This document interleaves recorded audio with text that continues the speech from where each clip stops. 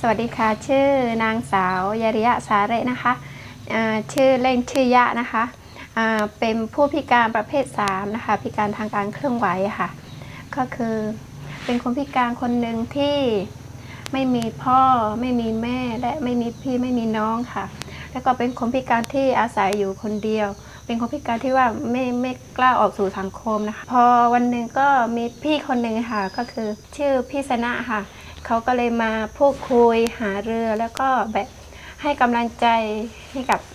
ยะค่ะให้กำลังใจกับยะบอกว่าถึงแม้แบบร่างกายเราพิการแต่เราก็ยังมีความคิดอะไรหลายๆอย่างนะคะก็คือพี่สนะก็จะชวนไปอบรมที่สงขลาค่ะเราก็เลยตัดสินใจก็ไปอบรมแล้วก็จากอบรมสงขลาเขาก็จะชวนไปศึกษาดูงานที่ชลบุรีค่ะก็ไปศึกษาดูงานปึ๊กเราก็เห็นคนพิการที่ชลบุรีมีความพิการหลากหลายไม่ว่าจะเป็นคนพิการที่ไร้แขนหรือว่าไร้ขาอะไรประมาณนี้ค่ะแต่เขายังสามารถใช้ชีวิตประจำวันได้เขายังสู้แล้วเราก็กลับมาคิดว่าขนาดเขาไม่มีแขนไม่มีขาแต่เราก็ยังมีข้างหนึ่งใช่ไหมคะแล้วเขาสู้แล้วทำไมเราไม่สู้แบบเขาบ้างล่ะคะก็จากนั้นก็คือเวลาเรามีความแบบมีแบบดูเขาแบบนี้เราก็มีแรงบันดาลใจเราก็คิดว่าเขายังสู้แล้วเราก็ต้องสู้แบบเขาบ้างพอจากที่เราไปศึกษาดูงานก็จะมี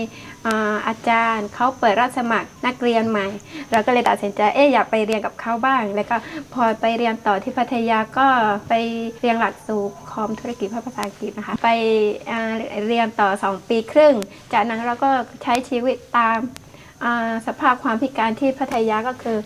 จากที่ว่าคนพิการที่ว่าแบบไม่สามารถออกสู่สังคมและไม่สามารถคิดและตัดสินใจแล้วก็มีความสามารถคิดและตัดสินใจได้พอจากนั้นก็กลับมาเรียนจบปึ๊กเราก็จะกลับมาอยู่บ้านพอกลับมาอยู่บ้านก็เราก็มีงานทำหลัก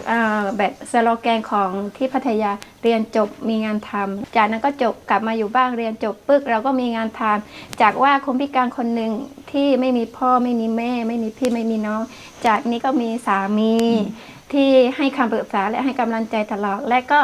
มีลูกคนหนึ่งที่ต้องเลี้ยงดูค่ะก็จะมีเปลี่ยนแปลงชวนแบบภัยพิบัติภัยแล้งค่ะก็คือจากที่ว่าแบบที่ผ่านมาค่ะปีที่ผ่านมาจะมีภัยแล้งประสบภัยกับคนพิการนะคะกับหนูเองก็คือประสบภัยก็คือไม่มีน้ำค่ะน้ำบาดาลแบบนี้แบบเมืองที่นี่มันจะไม่ค่อยมีบาดาลมันจะมีเจาะค่ะไม่ใช่เจาะบาดาลค่ะเป็นเจาะที่เป็นบ่อค่ะขูกบ่อค่ะให้ลึกแต่ว่าพอเราดู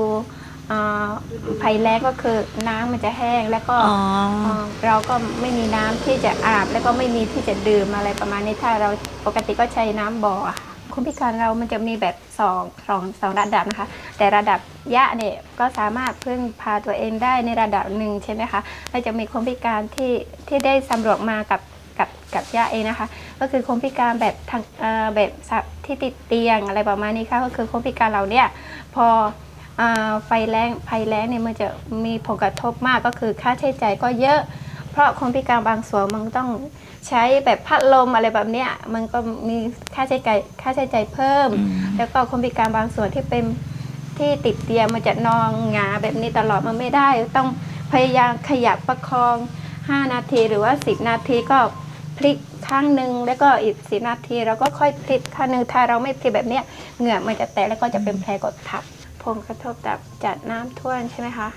น้ำท่วมก็คือหลายปีที่ผ่านมาก็ไม่เคยเกิดขึ้นแบบนี้ปีนี้ก็เป็นปีแรกที่ได้กระทบกับน้ำท่วมนะคะก็คือคนพิการส่วนใหญ่ที่เป็นคนพิการที่ติดเตียงนะคะก็เหมือนกับหนูก็เหมือนกันแต่ว่าหนูไม่ได้ติดเตียงแต่ว่าต้องใช้ผู้ช่วยหรืออะไรเป็นเจ้าหน้าที่อะไรมาช่วยโยกไปเหมือนกับต้องเคลื่อนย้ายอะไรแบบนี้ต้องย้ายจากบ้านต้องไปอยู่ที่สถานที่เหมือนกับว่ามัสยิดหรือว่าโรงเรียนอะไรประมาณนี้ค่ะสำหรับหนูก็ยังโอเคแต่สำหรับคนพิการที่ไม่สามารถช่วยเหลือตัวเองได้อะไรแบบคนพิการติดเตียงอะไรแบบนี้ค่ะถ้าเจ้าหน้าที่หรือว่าไม่มีผู้ช่วยในตรงนี้เขาลำบากมากเลยเวลาเคลื่อนย้ายอะไรแบบนี้เขาต้องอาศัยผู้ช่วยค่ะตอนนี้ก็คือยังไม่เคยเกิดขึ้นแบบนี้ก็คือปีแรกที่โดนนะคะ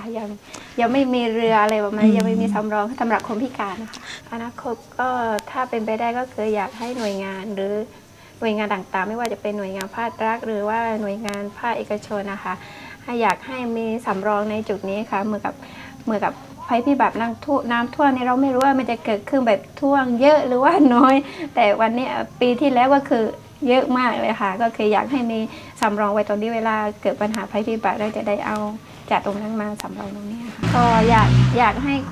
คนพิการทุกคนนะคะถ้าแบบเจอประสบภัยเหมือนกับที่หนูพบเจอนี่อยากให้ทางคนพิการหรือหน่วยงานภาครัฐนะคะมาซัพพอร์ตมาช่วยเหลือคนพิการตรงนั้นแล้วก็อยากให้คนพิการมีการสื่อสารไปกับหน่วยงานต่างๆอยากให้มีแบบเตรียมอะไรแบบที่หนูบอกเมื่อกี้อะค่ะเตรียมเรือหรือว่าเตรียมคนผู้ช่วยที่จะมาอยากให้คนพิการได้สื่อสารกับเจ้าหน้าที่แล้วเวลาเกิดปัญหาจริงเราจะได้แบบ